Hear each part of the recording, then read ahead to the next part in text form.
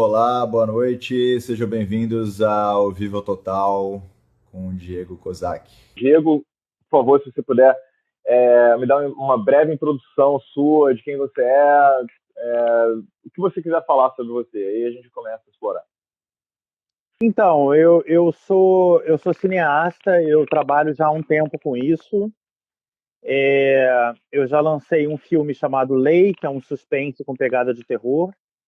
E nós estamos trabalhando também, eu e meu sócio, que é neto dela, da Bibi Ferreira, sobre um documentário sobre essa grande diva aí dos palcos. E eu venho de uma família de empresários, uma família bem legal de empresários, e não quis seguir esse caminho do meio empresarial, muito embora a produtora de cinema que eu tenha seja uma empresa. Então, de certa forma, é uma empresa, mas é óbvio que é mais voltado para a coisa artística, que é uma coisa que a minha família nunca atuou muito nesse meio das artes. Mas eu resolvi enveredar por esse caminho porque foi um chamado. Eu acredito que a arte ela seja um chamado, você é chamado para ela, né? Assim como um padre recebe também uma missão, né? Eu acho que o artista é quase um celibatário, ele é quase um sacerdote, né? Mas como foi? Mas Então, você fez faculdade de cinema inicialmente, não? eu sou formado em cinema pela Escola de Cinema Darcy Ribeiro, Instituto Brasileiro de Audiovisual, que é uma das mais tradicionais aí do Brasil, né? Eu sou formado em inglês também, né? Aham. Fiz na Inglaterra. E eu trabalhei com outras coisas antes do cinema, mas é uma coisa que falou mais alto, sabe? Sim, É sim. uma Não, vocação mesmo. mas você não fez também hotelaria? Eu fiz hotelaria, mas eu não cheguei a me formar. Eu Ah, entendi, cursei entendi. por alguns anos hotelaria, mas eu não cheguei a me formar. Ah, tá, mas foi E uma das primeiras coisas que você fez, não? primeiro eu trabalhei Ou- com moda, né? Eu Ah, trabalhei com sim. moda. Aí depois eu voltei para o Brasil e resolvi estudar hotelaria, porque a família já trabalhava com isso. Então eu tinha pretensão de trabalhar com isso, mas depois eu vi que não era exatamente o que eu queria para minha vida, né? E aí, tendo a oportunidade de fazer o que você quer, o que você gosta, eu acho que é sempre a melhor opção. Assim, mas pra gente poder entender melhor, né? Porque você fez muita coisa, né? Você já explorou muita coisa. Tipo assim, a gente já falou 10 coisas aí que você fez. Só para entender a cronologia, a primeira coisa que você fez, assim, profissionalmente. Eu me tornei modelo e eu comecei a trabalhar como modelo, assim, muito despretensiosamente, um trabalho aqui, outro lá, e a coisa foi ganhando corpo. Eu trabalhei fora, né? Eu trabalhei na Europa. Eu fui para Inglaterra e para Paris trabalhar com isso. Enfim, na época me pareceu uma opção bacana. Eu estou vendo você fumando aí um charuto. Eu vou acender um aqui também, só para te fazer companhia. Boa, boa. Que é ruim? É bom fumar Poucas pessoas. acompanhado. Total. Poucas pessoas me Mas, acompanham. mas assim, foi isso. Eu comecei como modelo mesmo. Aí eu trabalhei com grandes marcas, né? Eu trabalhei com Ray-Ban, com a Alexander McQueen e principalmente a Armani, que eu fui modelo exclusivo dele, do Giorgio Armani, por um tempo, entendeu? Uau. É isso. Pô, É. você deve ter vivido muito glamour, né? Muita festinha na Europa. Muito, mas isso sempre foi algo que eu sempre gostei, dessa coisa da badalação e das festas, sempre fui muito festeiro. Quem me conhece aqui no Rio de Janeiro sabe que as minhas festas sempre bombaram muito aqui, mesmo depois da moda, né? E aí eu sempre levei isso muito a sério, essa coisa de ser anfitrião e de fazer esse tipo de coisa. Mas a moda, ela foi realmente a indústria que me introduziu no mundo, né? Me introduziu no mercado de trabalho, digamos assim. Aí depois disso eu fiz outras coisas, mas a moda. E a Europa, quer dizer, um garoto jovem, eu tinha 16 para 17 anos. Na Europa, ou 17 para 18, não lembro. Na Europa, sozinho, morando sozinho, em Londres, quer dizer, Foi uma loucura. Ai, que loucura, foi uma loucura. Que bom que você tá vivo, né? Que você tá aqui com a gente. Você sobreviveu. Sou um sobrevivente, eu sou um sobrevivente de tudo isso e do Covid também. Eu nem peguei Covid, eu tô brincando. Mas me conta aí, Diego, como é que você saiu? Porque né, a gente está tentando explorar aqui como que você viveu essa vida tão dinâmica, né? Como é que foi a primeira transição? Por que que você estava lá sentado numa passarela, fumando um charuto e pensando na Não, vida? foi assim, um olheiro, um booker, como se chama, ele me viu e perguntou se eu não queria trabalhar com isso. Eu nunca tinha pensado nisso na minha vida. Para mim, modelo era coisa da Gisele Bündchen, da Claudia Schiffer, da Cindy Crawford. Tinha nada a ver comigo. Aí eu falei assim, pode ser, mas eu achei que o cara tava dando em cima de mim, entendeu? Aí ele me deu um cartão e tal. Aí eu falei, bom, depois meses aquele cartão ali, eu resolvi ligar. Era uma agência, de fato, existia e tal. Eu vi que era uma coisa mais séria. E eu fui lá e fiz um casting, né? Um teste. E eu passei, por incrível que pareça, eu passei. Então, eu comecei a fazer um trabalho atrás do outro. E aí aquilo ali foi virando, entre aspas, uma profissão, entendeu? Eu ganhava dinheiro com isso. Então, numa época, quer dizer, onde quase ninguém ganha dinheiro, né? Que você está com 16, 17, 18 anos. E aí eles acharam que eu tinha que ir para a Europa e tal, entendeu? Porque já tinha dado o que tinha que dar aqui, entende? Sei. Isso. Olha só quem está entrando aí, você viu? Quem? Tem Eu não vi. Quem? o Ricardo Stambowski. Ricardo Stambovski, adoro o Ricardo. Eu nunca o conheci pessoalmente, mas já ouvi falar muito do senhor. Grande cerimonialista. O Danilo, meu amigo. Oi, Danilo, tudo bem? E, assim, você me perguntou, né, Aaron? Foi muito difícil o primeiro desfile. Eu estava com medo, muito medo de cair e de levar um tombo na frente de todo mundo. Mas como tudo na vida, depois que você vence a primeira barreira, a Wanda Clabin, adoro o Diego. Também te amo, Vandinha. É a maior curadora, a maior mulher das artes, mecenas que tem no Rio de Janeiro, é Wanda Seja Clabin. bem-vindo, seja bem-vindo. Depois vou chamar Mas todo mundo assim, para fazer live também. claro, Wanda Clabin, Ricardo Stambovski, você está cheio de gente maravilhosa aí para fazer live. Tem meu amigo Mas Felipe assim, Caltabiano também aí. Desculpa, continua. eu acho que é o seguinte, eu acho que depois que você vence a barreira do início, a coisa tende a engrenar e você vai, né? Eu lembro que o meu primeiro desfile eu estava muito nervoso, eram 200 pessoas na plateia. Alexandre Machado, eu amo também. É um grande colunista de Petrópolis. O grande colunista social Pedro Henrique de Souza. O Leonardo, meu amorzinho. Oi, Leonardo. Beijo. Mas assim, depois que você vence a barreira do primeiro, vai, né, Aaron? Sim, sim. O que eu quero saber, o que é legal você tá falando isso, mas é tipo, essa coisa de vencer barreira é muito legal. Tipo, muita gente quer fazer muita coisa diferente e tá com medo de fazer essa coisa diferente. Você não imaginava que ia fazer moda, aí do nada você venceu essa barreira. Então, Sim. Exatamente. É uma barreira que você vence, mas aí ou vai, entendeu? Eu falei, bom, agora que eu assumi o compromisso de fazer o desfile, e era uma coisa meio acordada na boca ainda, porque eu ainda não tinha assinado nenhum contrato. Eu falei, não, agora que eu já dei minha palavra de homem, apesar de eu ser um menino na época, eu dei minha palavra de homem, isso realmente me fez ir para frente. Que eu falei, agora eu tenho que ou vai, e foi, entendeu? Aí na segunda, na terceira vez já é mais tranquilo, né?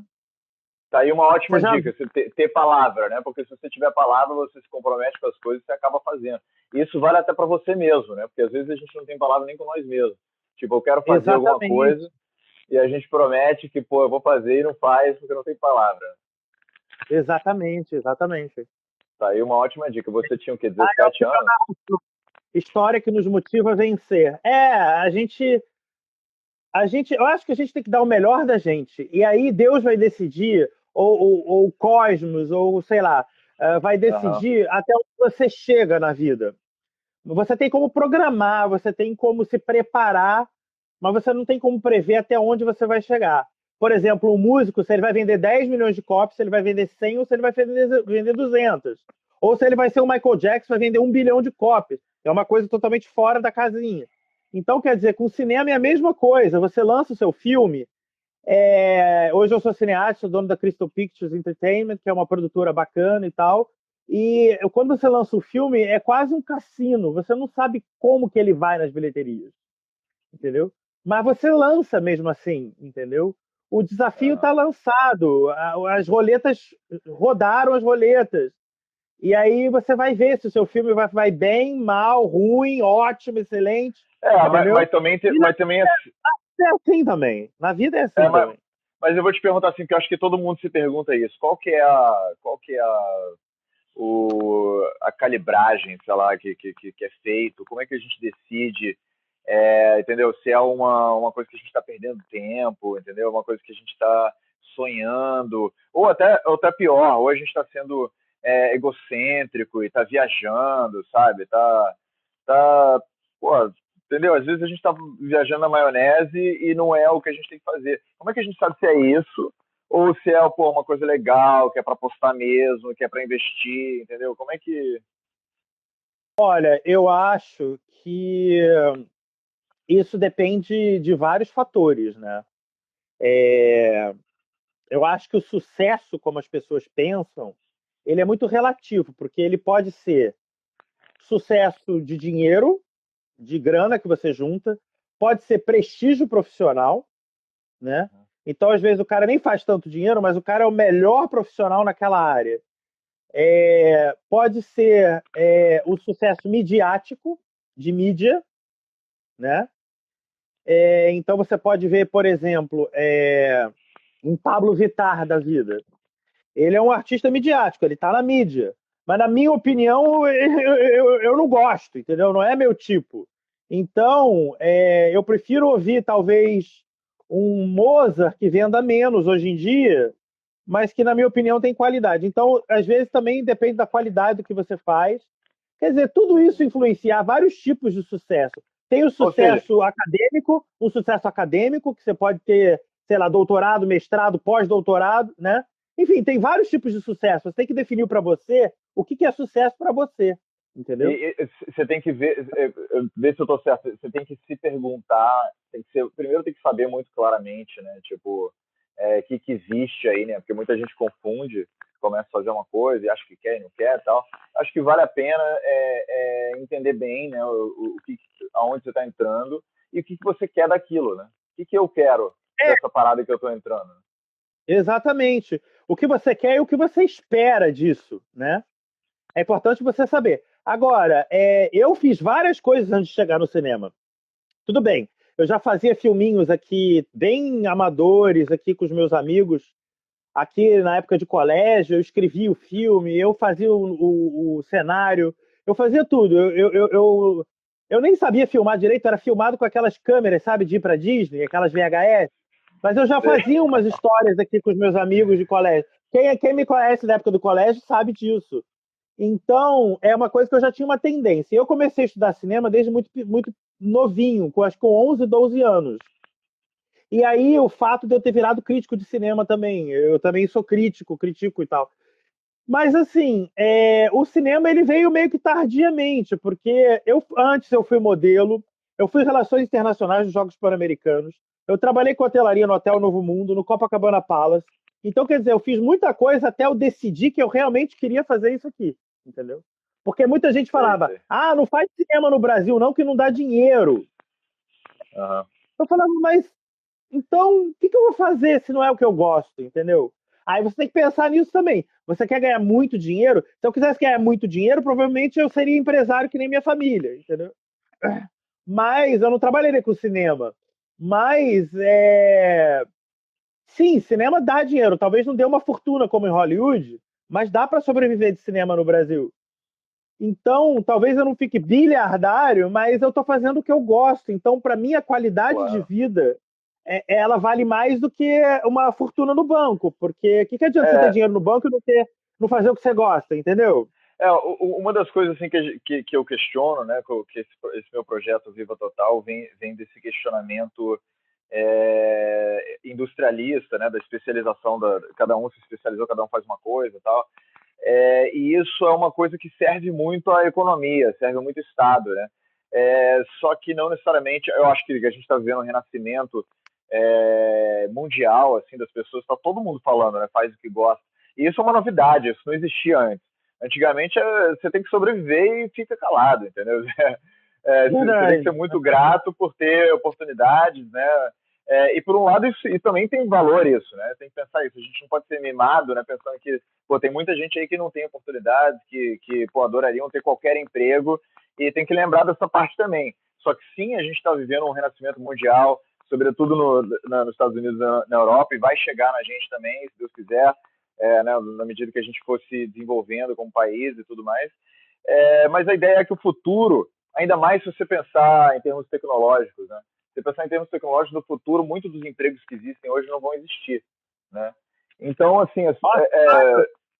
Oscar Wilde falava isso. O Oscar Wilde escreveu um livro chamado De Profundis, que é um dos livros mais extraordinários do mundo. Ele fez enquanto ele estava fazendo trabalho forçado na prisão, porque ele tinha sido preso por sodomia, por homossexualismo. Na época era um crime. Os jovens. Na Inglaterra vitoriana, e ele escreveu De Profundis. E no De Profundis ele é quase profético, porque ele prevê que os humanos seriam substituídos pelas máquinas. Isso no século XIX, você imagina. Então, quer dizer, o Oscar Wilde já cantava essa pedra há quase 2 séculos atrás. Mas o Oscar Wilde é um grande profeta, né? Eu gosto muito dele. Eu li De Profundis quando eu tinha 16 anos, cara. Eu não lembro de jeito nenhum, mas vale a pena ler de novo. Eu li toda a obra e principalmente quando eu morava na Inglaterra, porque ele é britânico, então lá o Oscar Wilde para eles lá é como se fosse o Machado de Assis aqui. É como se fosse, talvez um pouco mais contemporâneo. É como se fosse quase um Paulo Coelho aqui, que todo mundo leu, entende? Jorge Amado, uma coisa assim. Entendeu? Então, ele é considerado o segundo maior escritor da língua britânica, depois apenas de Shakespeare, de William Shakespeare. Então, é uma obra brilhante a dele. Todo mundo, quem puder, assiste. Leia, porque é sensacional. Então, exatamente. Mas aí, considerando tudo isso, então a gente tem que começar a pensar, eu acho, né? A gente coletivamente, né? O ser humano tem que começar a pensar em coisas um pouco além do tipo, o que eu faço, entendeu?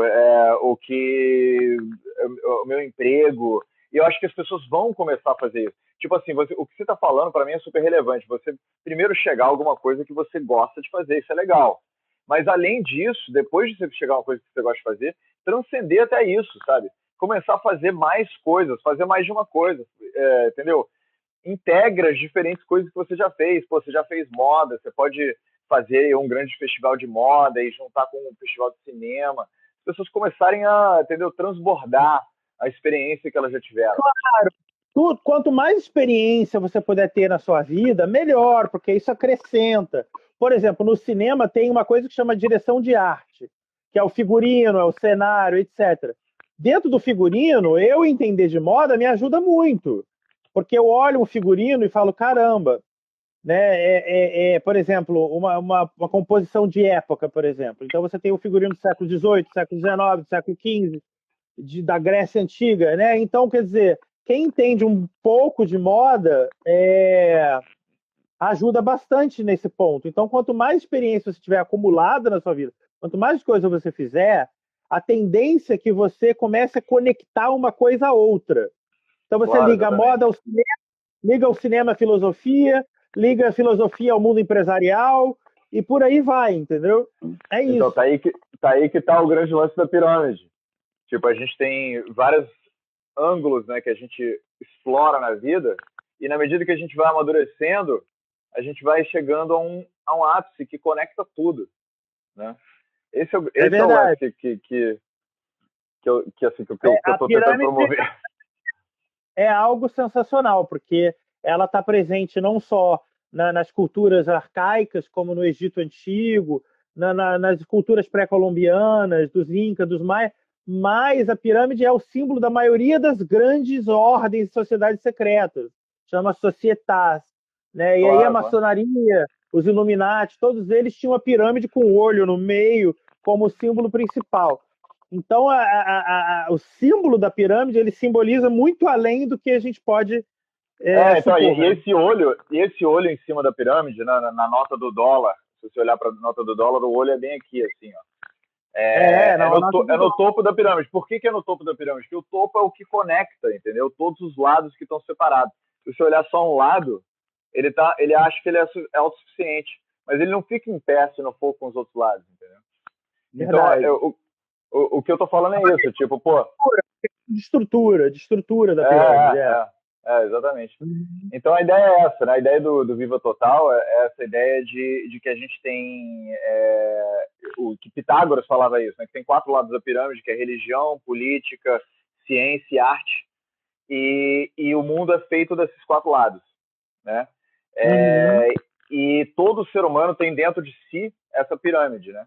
Então aí assim aí o que a gente está explorando é isso. O Diego, qual é a pirâmide do Diego? É isso que a gente quer explorar e descobrir e desenvolver até, né? E eu também, né? Todos nós. Todos nós. Essa elucidação é fundamental para todo mundo que quer empreender qualquer coisa na vida, né? Quem quer fazer a diferença em alguma coisa, né? E assim, eu acho que as pessoas se cobram muito. Você não tem que ser necessariamente o melhor, mas se você der o melhor de você, já é tão grande isso, já é tão maravilhoso, entendeu? Se você se expressar, se permitir, né? E desenvolver aquele lado seu, né? Claro. Já é muita coisa. Quando eu era mais novo, eu tinha uma certa paralisia de fazer as coisas, porque eu queria ser o melhor naquilo que eu fizesse. Então eu falava assim, se eu fosse cirurgião plástico, eu queria ser o Yves Pitangui. Se eu fosse um dançarino, eu queria ser o Michael Jackson. Se eu fosse um físico, eu queria ser um Einstein. Mas não é bem assim, porque não é você que define o que você vai ser, o que você vai deixar de ser. É uma série de fatores, inclusive a sorte, o acaso. O acaso é sorte. Também você está no lugar certo, na hora certa, entendeu? Então nem todas as modelos do mundo vão ser a Gisele Bündchen, mas elas estão lá. E também, Diego, você não sabe o que você vai gostar. No começo você acha que você vai gostar de tudo, que você, não quero ser Einstein, não sei o quê. Eu gosto um pouquinho de matemática, então quero ser Einstein. Mas no final você desenvolve sua vida assim, você vai vendo, não gosto tanto assim, não. Você vai se descobrindo, né? Você vai se desenvolvendo, vai se descobrindo. Não é só que você vai se descobrindo, você vai mudando também. Nós somos uma metamorfose. A gente vai mudando. Então, o que eu gosto há 10 anos atrás, talvez eu gostava, talvez eu não goste agora, entendeu? Então, quer dizer, há 10 anos atrás eu gostasse de moda. E hoje eu prefiro cinema, entendeu? Total. E por isso que eu promovo tanto essa coisa de não se identificar tanto, né? Eu acho que essa coisa é dos nossos tempos. Não achar assim, eu sou tal coisa, né? Pô, eu tô fazendo cinema, eu tô totalmente imerso hoje como cineasta e eu tô amando isso, né? Mas de repente, tipo, quem sabe, pô, você já foi tanta coisa, eu tenho certeza, até porque a gente se conhece bem aí, eu tenho certeza que em breve aí outras milhões de coisas vão se desenvolver aí, vão se desencadear. E a questão é dizer sim, né? Dizer sim, obviamente, para aquilo que encaixa na gente, para aquilo que se comporta na nossa alma, se comporta no nosso desejo mais profundo, né? Vamos dizer. Exatamente. Só que a gente tem que estar aberto, né, para isso. Eu tenho um amigo que é deputado federal e eu sempre, às vezes eu apresentava ele, o deputado fulano de tal. Ele fala, eu não sou o deputado, eu estou o deputado. Boa. Justamente para um deputado pensar assim é meio... o cara pensa fora da caixa. Mas ele tem razão, né? Porque é um cargo eletivo e que tem 4 anos de duração, quer dizer. Então ninguém é deputado, a pessoa está deputado, né? É verdade. Diferente de um rei. Aí a gente pode falar de monarquia, um rei que ele tem uma função vitalícia ali, um imperador, um rei, um monarca qualquer. Agora, um republicano, um político republicano, ele tem que ter a ideia de que ele está naquele período ali. Não, mas mesmo depois... rei, Diego, mesmo rei, porque você vai ver, tipo, pô, rei, qualquer coisa na vida, eu sou o rei, você está representando uma coisa, né? Você está fazendo um papel. Não é tudo que você tá fazendo papel. Tipo, o Príncipe Charles é do teatro, né? Ele é um filântropo, ele é cheio de talentos e interesses diferentes, né? O Dom Pedro II era assim também, né? O Dom Pedro II, então, sensacional. Acho que é o maior estadista que o Brasil já teve. Ele era botânico, ele era patrono das artes, ele era apaixonado por ciência e tecnologia, foi amigo de vários grandes, Bell, eu sei lá mais quem, e ele trouxe grandes inovações para o Brasil, né, como o telégrafo, que o Mauá estendeu para ele até Portugal. Então, o Dom Pedro, para mim, é assim, um exemplo máximo de um homem renascentista fora da Renascença, quer dizer, um homem que tem múltiplos talentos. Né? Porque os homens renascentistas tinham... Isso é uma expressão, né? Homem renascentista. Então é isso. Você tem uma estátua dele, né? Aqui, ó. Um busto dele, maravilhoso. Vossa Alteza Imperial. Vossa Alteza Imperial, Dom Pedro! Tirar um selfie com o Dom Pedro II. Exatamente. Então, Diego, vamos ver umas perguntas aí, vamos ver se o pessoal tem... E se ninguém fez pergunta aí, por favor, façam perguntas aí pra gente envergonhar o Diego o máximo possível e ver até onde a gente consegue chegar hoje. Tá indo bem pra caramba, cara. A Raquel Rezende, que é amiga da sua avó. Ela tá aí, um iluminista. Verdade, Raquel. Marisa Alfaia.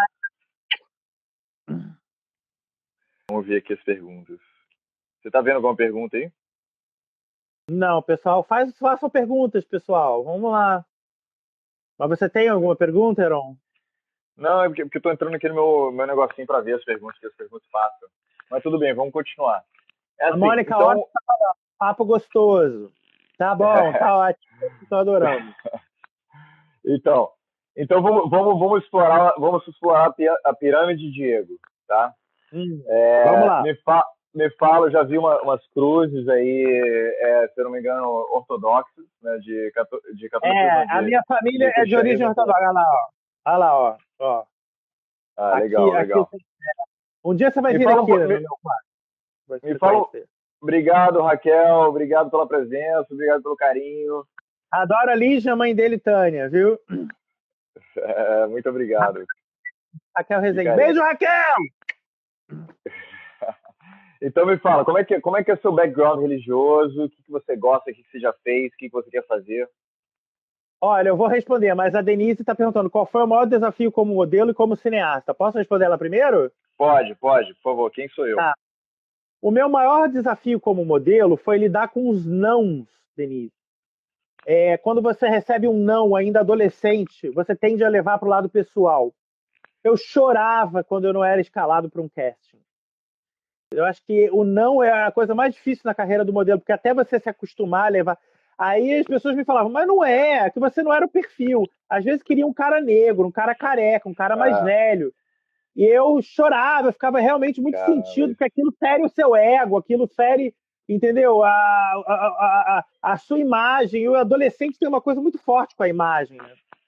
Enfim, e como cineasta, eu acho que a viabilidade de fazer cinema no Brasil, que não é fácil, é muito difícil, entendeu? Então, eu acho que o meio ambiente no Brasil é hostil, ele não ajuda muito. Mas, Diego, e não tem ajudado no último tempo. Vamos voltar naquele assunto que eu achei muito interessante de rejeição e tudo mais, porque isso acho que é uma coisa que impede muitas pessoas, né? Então a gente está aqui para inspirar as pessoas, aqui para mandar uma mensagem positiva.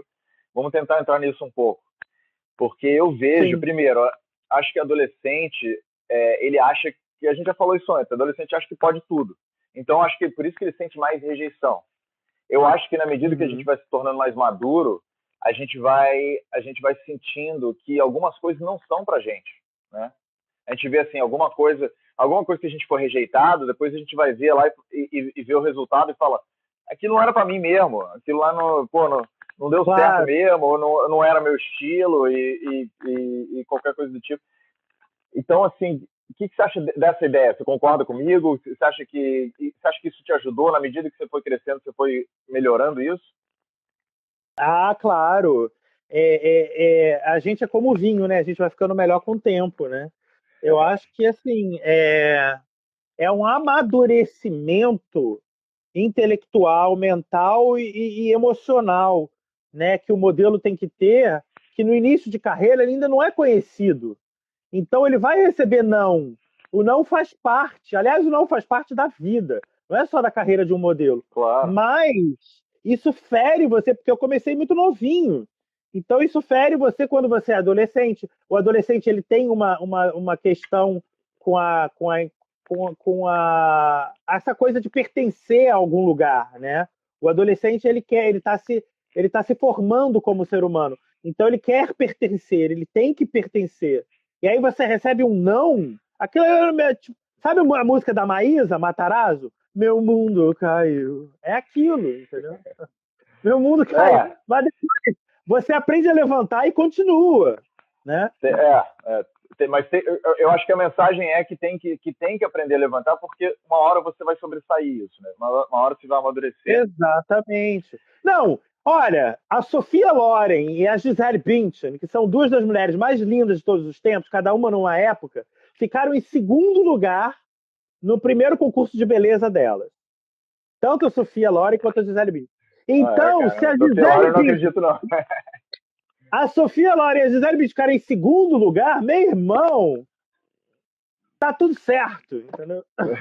E outra coisa que eu adoro assistir é um screen test do Marlon Brando tentando fazer o Rebelde Sem Causa, que o James Dean que ganhou depois. Sabe, James Dean fez Rebelde Sem Causa. O Marlon Brando tentou fazer isso, foi rejeitado. Ele só foi fazer o primeiro filme dele bem depois. Entendeu?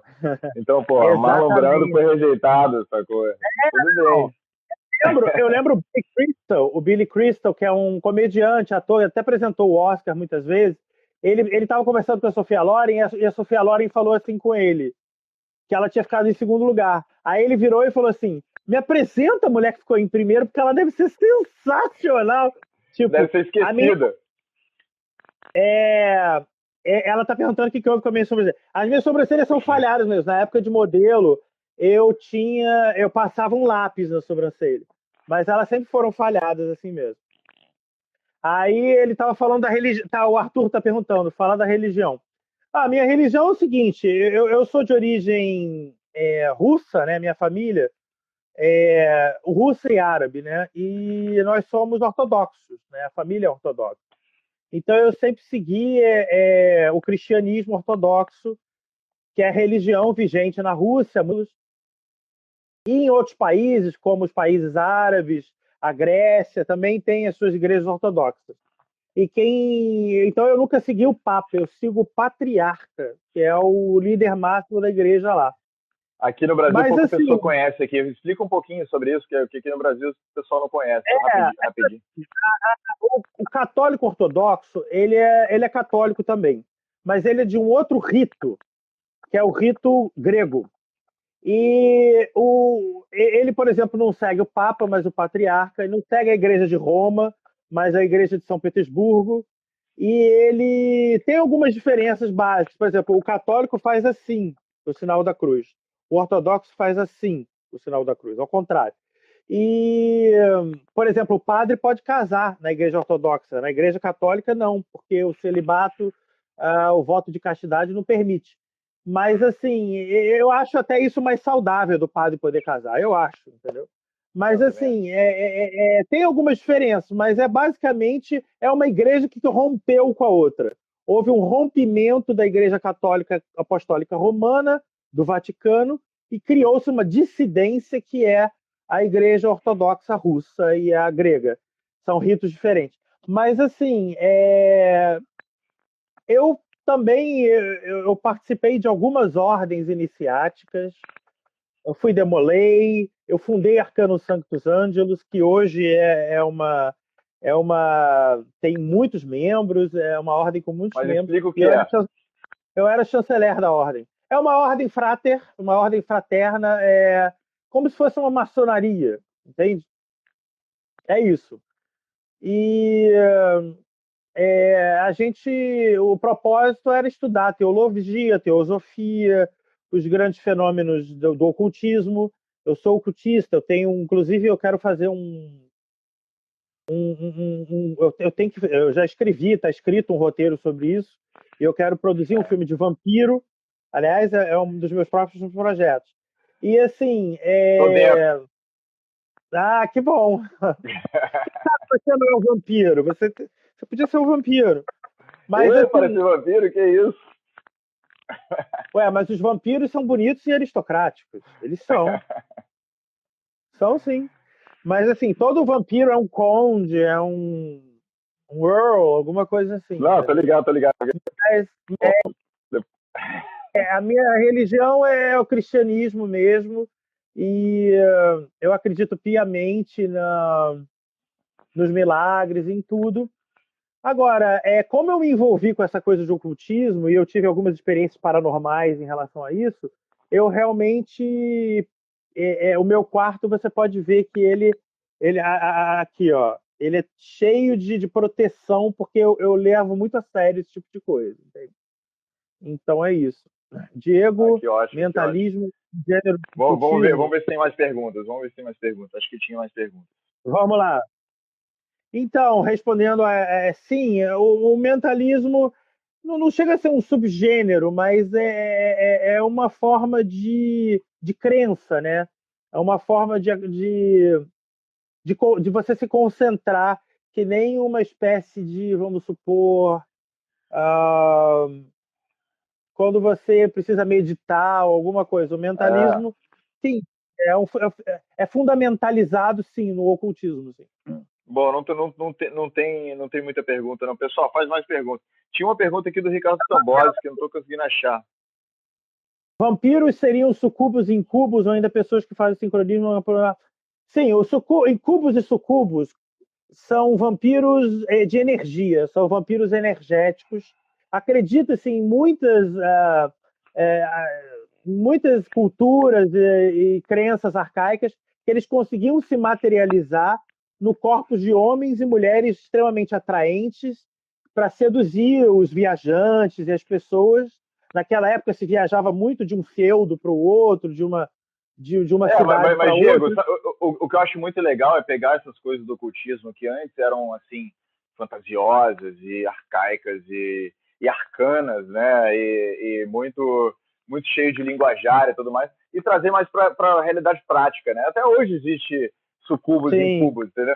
Existem pessoas que se alimentam da vulnerabilidade dos outros, existem pessoas entendeu? Que se aproveitam, etc e tal. Eles tradicionalmente na mitologia eles são vampiros de energia que se alimentam da energia sexual das pessoas. Por isso que muitas religiões condenam a masturbação, porque você canaliza uma energia sexual que não é liberada para lugar nenhum, quer dizer, não tem um outro corpo para trocar energia. E os incubos e sucubos eles se alimentariam disso, entende? Mas Diego,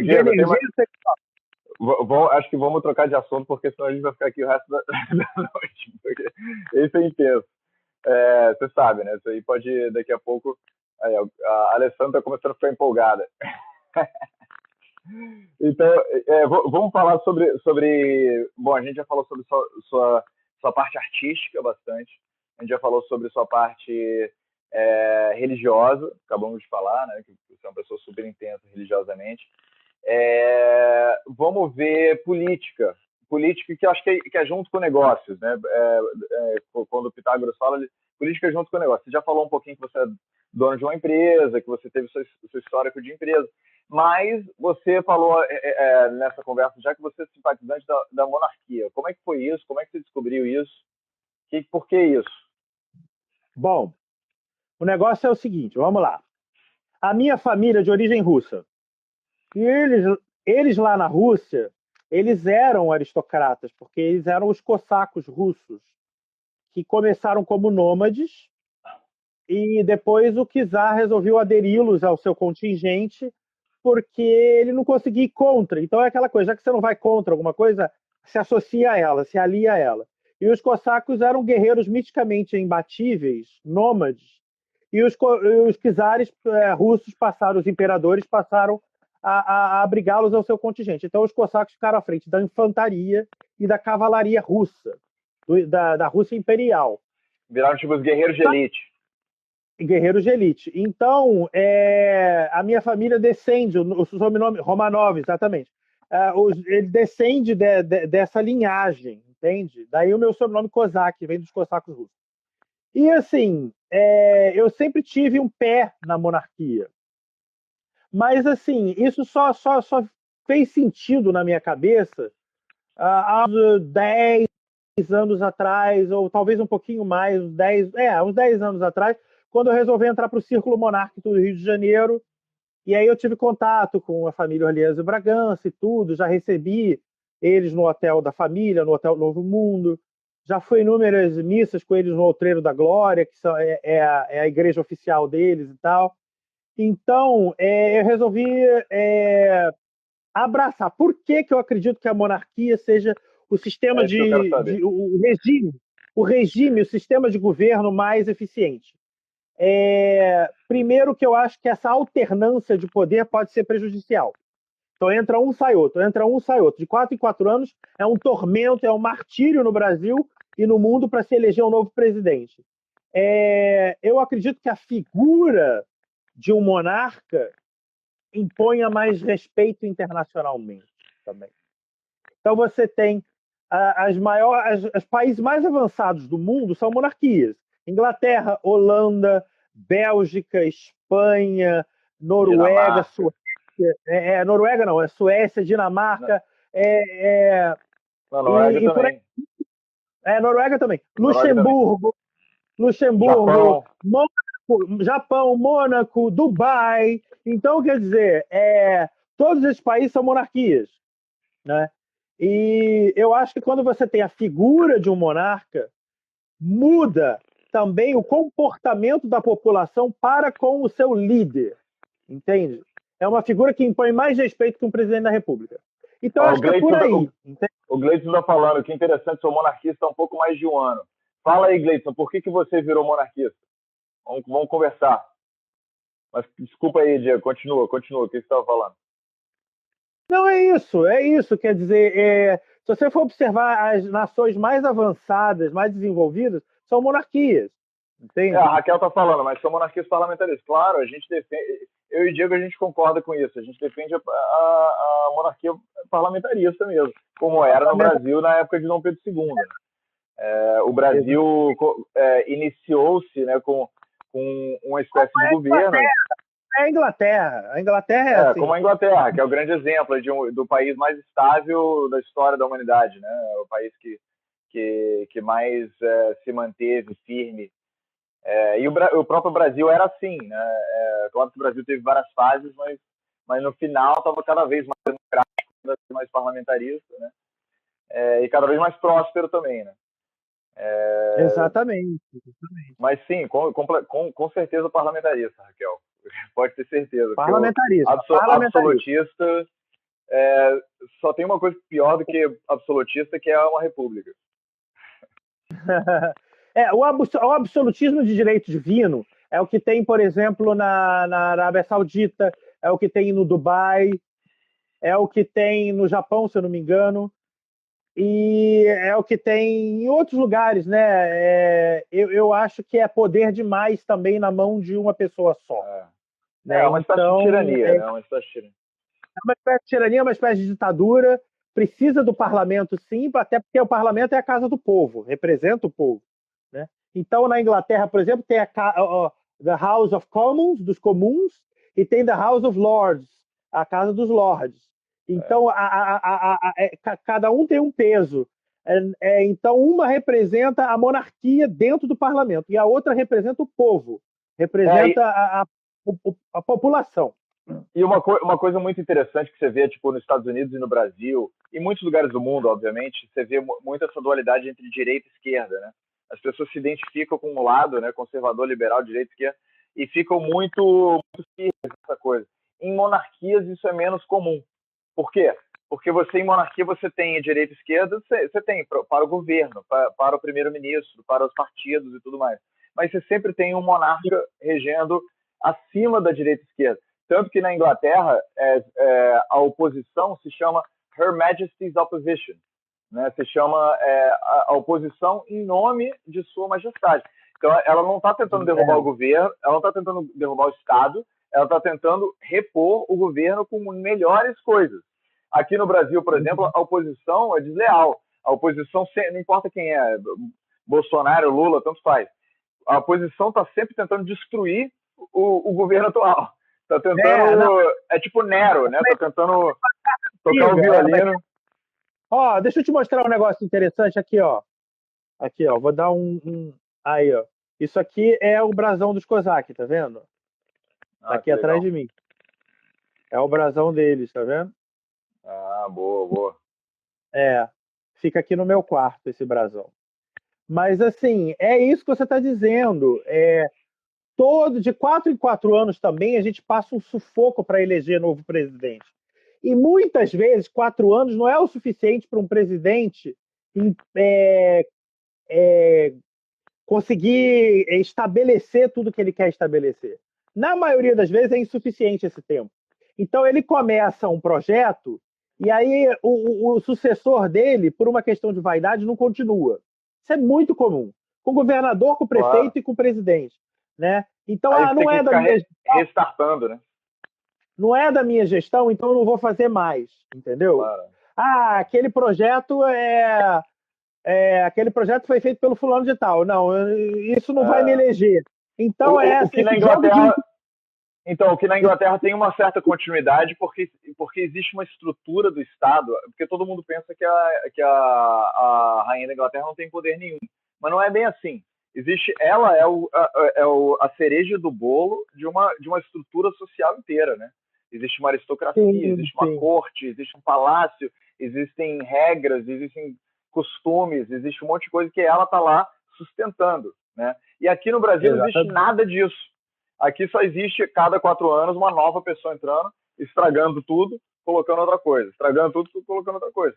Então, na Inglaterra, um dos primeiros países democráticos da modernidade, né? Se não o primeiro, deve ser o primeiro país democrático da modernidade, o primeiro que instalou o parlamento e começou a difundir o poder do rei, etc. e tal. Então, assim, muita gente acha que monarquia é antidemocrático, mas na verdade é o contrário. Pelo índice de democracia do mundo, os países mais democráticos do mundo são monarquias. 9 de 10, né? 9 dos 10 maiores países são monarquias. Indiscutivelmente a monarquia deu certo em muitos lugares do mundo, coisa que a república nem sempre dá, né? Até porque na república você pode ter a qualquer momento um golpe de governo, alguma coisa, um querendo tirar o outro, aí tem oposição, tem esquerda, tem direita, tem oposição e tem governo. Enfim, é uma confusão muito grande. Eu realmente acho, eu falei vários aí, Holanda, Noruega, Dinamarca, Inglaterra, vamos lá, Mônaco, Luxemburgo, tantos que deram certo, né? Japão. Então vamos seguindo para o próximo assunto, que acho que a gente estabeleceu a sua ideologia política e já fez uma propaganda boa aqui para o pessoal. Agora resta o último lado da pirâmide. Tem a arte, tem política, que a gente falou agora, tem religião, que a gente já falou, e o último é o mais complicado, até para mim, assim, que eu digo. E o último é ciência. E ciência, quando eu digo ciência, é exploração. Exploração do cosmos, que muitas vezes tem a ver com também, que nem você falou que é ocultista, né? Eu acho que isso para mim tem muito a ver com ciências ocultas, né? Então, eu acho que todo ser humano tem esse desejo dentro de si, né? De não deixar espaços nublados, né? No cosmos, né? A gente tem uma curiosidade, eu acho que isso é por amor. Sinceramente, eu acho que isso é por amor a essa vida, a isso que a gente tem de presente, né? essa existência que a gente tem e tudo mais. E acho que muito cientista moderno não vê dessa forma, vê como, pô, estamos aqui explorando tecnologia, mais coisa. Só que eu acho que vem, o ponto de onde vem tudo isso é por uma vontade de abraçar, entendeu? Uma vontade de se unir com tudo. Aí eu queria saber da sua experiência com isso, com essa exploração. Pode ter a ver com exploração da natureza, com pesquisa, com o que você quiser. Então, eu acho que a ciência ela é a maior aliada da religião, ao contrário do que muita gente pensa. A ciência ela vem provando coisas que a religião já antecipava, né? Então, por exemplo, hoje se sabe que a gente é feito de matéria e de energia, né? E isso foi explicado, tentou ser explicado muito no mundo arcaico, no passado, né? A religião ela catapulteia uma ideia, né? Seja através da mitologia, seja através dos livros sagrados. E aí você tem o Torá, você tem o Alcorão, você tem a Bíblia, você tem os livros budistas, enfim. E aí, através dessa ideia que surge na religião, a ciência vem para comprovar, né? Então, eu diria que 80% do que se disse não é que já se provou, mas vem se provando, né? E assim, um exemplo disso muito claro é o que se chama de criptozoologia. Você sabe o que é isso? Não, Criptozoologia é uma pseudociência que visa desvendar os animais miticamente pouco avistados, ou mitológicos. Então, o monstro do Lago Ness, o Sasquatch, que é o pé grande. Unicórnio. Unicórnio. Então, quer dizer, a criptozoologia deu uma contribuição importante para a ciência tida como tradicional. Como, por exemplo, o selacanto, que era um peixe da era devoniana, que já foi encontrado um fóssil vivo na costa da África do Sul. A lula gigante, o dragão de Komodo. Quer dizer, isso tudo eram fantasias alucinadas na cabeça das pessoas que hoje se provaram tão reais quanto eu e você.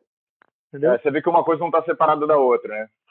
Exatamente. Então, a criptozoologia ela deu uma contribuição importante. Não é só o monstro do Lago Ness, não é só o pé grande. São muitas e muitas espécies que se julgavam mitológicas ou extintas e que, na verdade, estão aí. A ave do paraíso também. A ave do paraíso também. Tem uma coisa que eu vejo é o seguinte, que antigamente, né, no mundo antigo, esses 4 lados da pirâmide que a gente está falando não eram separados, né? Você tinha, assim, o cara que era religioso, ele era cientista também. Você pode ver Platão, Aristóteles, eles são extremamente pios, né? Galileu Galilei. Então, eu acho que tem a ver com isso. Ih, caramba, a gente tem 30 segundos restantes. Vamos dizer tchau. Muito obrigado, Diego, pela sua presença. Obrigado. Tchau, todo mundo. Obrigado. Tchau. Muito obrigado mesmo. A gente se fala uma próxima. Vamos sempre se falar no live para todo mundo ver. Vamos fazer outras lives. Valeu, tudo de bom.